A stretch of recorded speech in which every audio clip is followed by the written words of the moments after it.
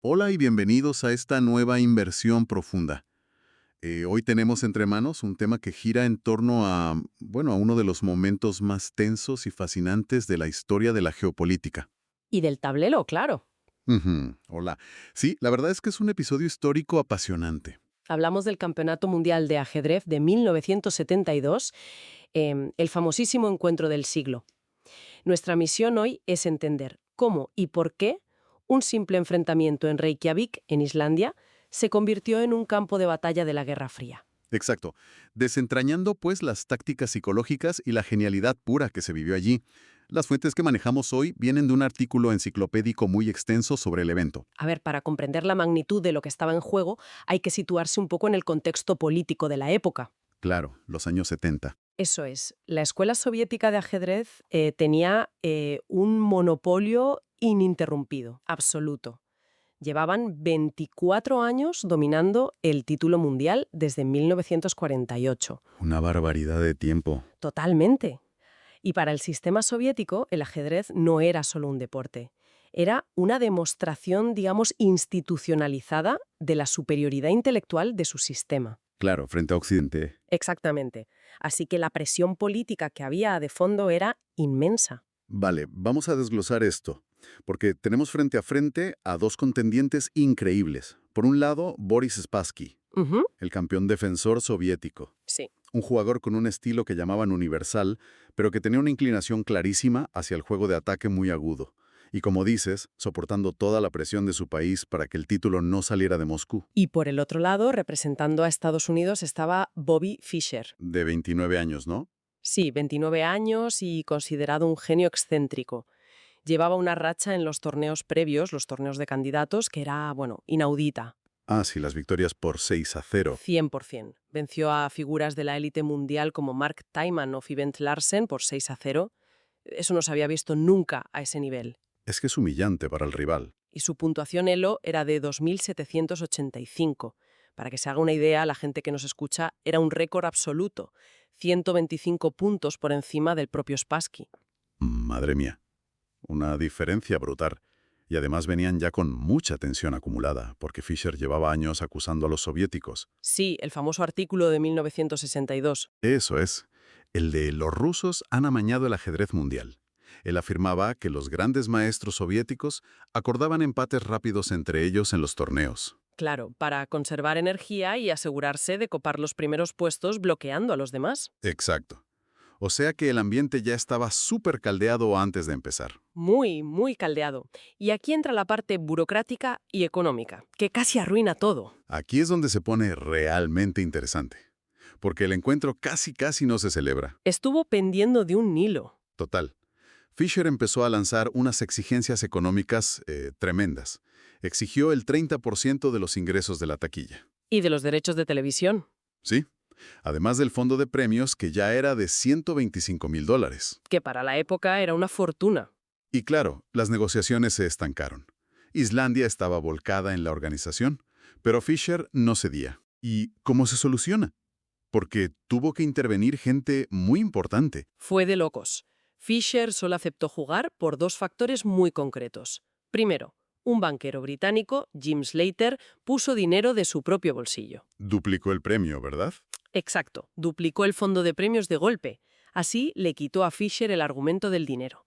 Pero lo más surrealista fue la intervención política. La llamada. La llamada de Henry Kissinger. El asesor de seguridad nacional de Estados Unidos llamando a un ajedrecista.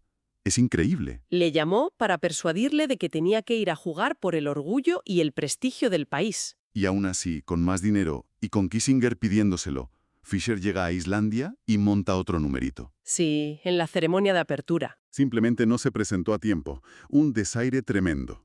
Tuvo que escribir una carta de disculpa junto a su abogado, admitiendo que, se había dejado llevar por una disputa mezquina sobre el dinero. Y claro, la delegación soviética estaba que trinaba. No es para menos. El jefe de deporte soviético, Sergei Pavlov, le dijo directamente a Spassky que tenía todo el derecho a coger un avión, volver a Moscú y dar el encuentro por terminado. Y conservar el título. Y conservar el título, claro. Moscú le apoyaba al 100%. Pero aquí Spassky toma una decisión diplomática y deportiva clave. Decide quedarse. Decide quedarse y jugar. Algunos analistas en las fuentes comentan que toda esta previa fue una guerra psicológica calculada por parte de Fischer. Desquiciar al rival antes de mover un peón. Exacto. Pero a ver, si fue una estrategia, en las 2 primeras partidas le salió horriblemente mal. Hablemos de ese desastre inicial. Fue un inicio catastrófico para el retador, sí. En la primera partida, Fischer entra a la sala con 9 minutos de retraso. Se ponen a jugar y llegan a una posición final que es, bueno, un empate de manual. Tablas muertas. Sí, una posición sin historia. Pero de repente Fischer hace un movimiento incomprensible. Toma un peón en el borde del tablero con su alfil. Y claro, el alfil se queda atrapado. Alfil por H2, sí. Un error de principiante en apariencia. Pierde la partida por ese error de cálculo. Aunque las fuentes, concretamente Anatoly Karpov, sugieren algo distinto, ¿no? Karpov sugirió que más que un error de cálculo puro fue un acto de arrogancia. Ah, fíjate. Sí, la idea de que Fischer se sentía tan superior que intentó exprimir una victoria en una posición seca para demostrar su genialidad. Y le costó el primer punto. Y la segunda partida ya fue el circo mediático total. La incomparecencia. Exacto. Fischer se queja del ruido de las cámaras de televisión de la sala. De Chester Fox, concretamente. Decía que le impedían pensar. Y como no quitan las cámaras, se niega a presentarse a jugar. El árbitro, Lothar Smith, enciende el reloj, pasa 1 hora y Fischer pierde por incomparecencia. 2-0 para Spassky. Y claro, al borde de la cancelación otra vez. Todo el mundo pensando que Fischer iba a coger el primer vuelo a Nueva York. De hecho, su segundo, William Lombardy, y una avalancha de telegramas de apoyo tuvieron que convencerle para que se quedara y no tirara la toalla. Es que remontar un 2-0 contra el campeón soviético. Lo fascinante aquí es cómo Spassky comete un error psicológico crucial justo en ese momento. A ver, cuéntame eso. Spassky, en un intento por salvar el campeonato y demostrar que quería jugar, acepta la exigencia de Fischer de jugar la tercera partida en una pequeña habitación trasera. Fuera del escenario principal. Sí, fuera de la vista del público y sin las cámaras de televisión. Al ceder en eso, le dio a Fischer el control emocional de la situación. Validó sus exigencias. Exactamente. Spassky mostró demasiada complacencia y Fischer aprovechó esa debilidad percibida. Y vaya si la aprovechó. Ese fue el verdadero punto de inflexión.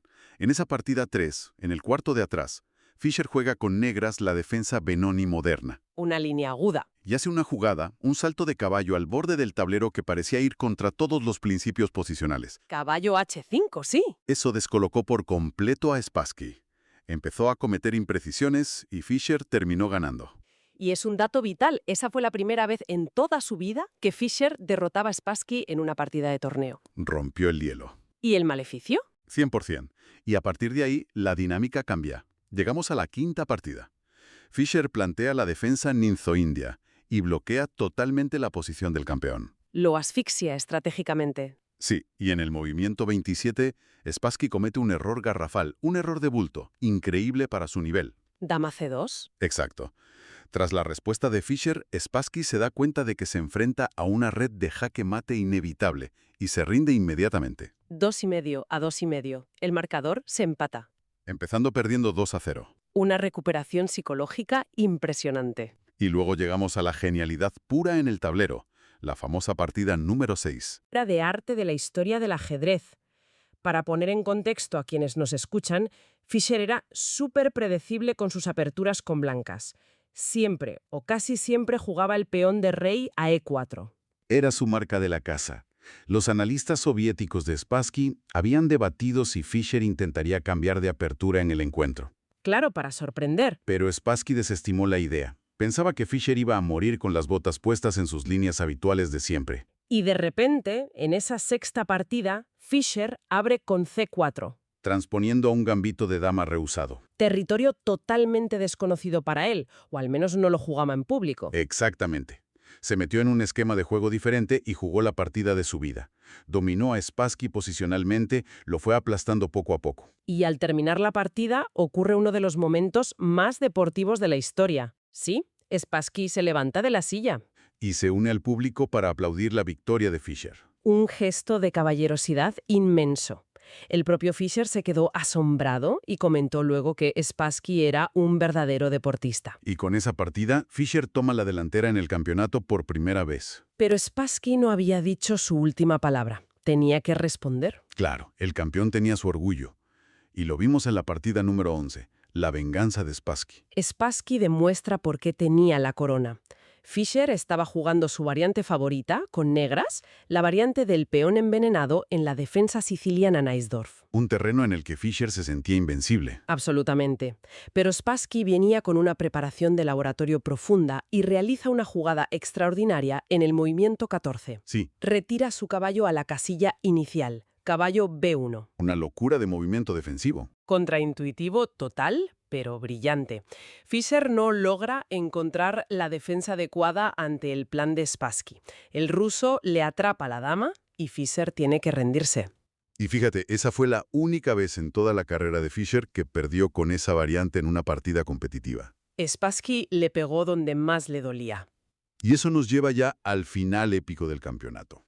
Hablemos de la partida 13, que es otra obra maestra absoluta. La cumbre de la resiliencia de Fischer. Defensa Alekhine.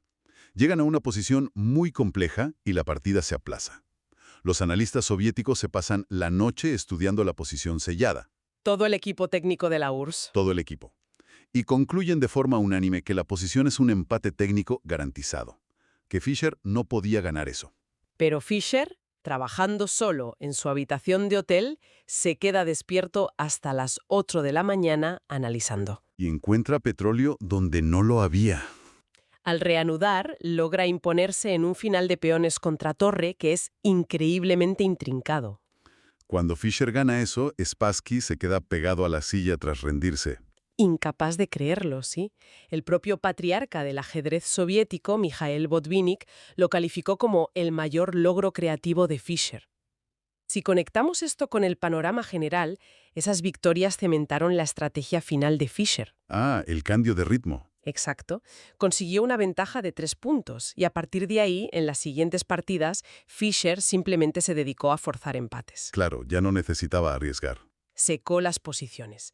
Administró su ventaja magistralmente, empatando partida tras partida para acercarse a la puntuación de 12,5 que le daría el título. Hasta que llegamos al desenlace, a la partida 21. El clavo final. Fischer vuelve a sorprender con una novedad teórica, esta vez en la variante Taimanov de la siciliana. La partida se aplaza. Y Spassky sella su movimiento en el sobre. Y sella un movimiento perdedor, alfil de 7. Spassky analiza por la noche, se da cuenta de que está perdido y al día siguiente ni siquiera se presenta. Se rinde por teléfono. Con eso, Fischer gana el encuentro por 12,5 a 8,5 y se convierte en el 11º campeón mundial de la historia. Entonces, ¿qué significa todo esto? El impacto global fue un terremoto. Un terremoto mediático y cultural. Fischer volvió a Estados Unidos convertido en una celebridad a nivel mundial. De la noche a la mañana.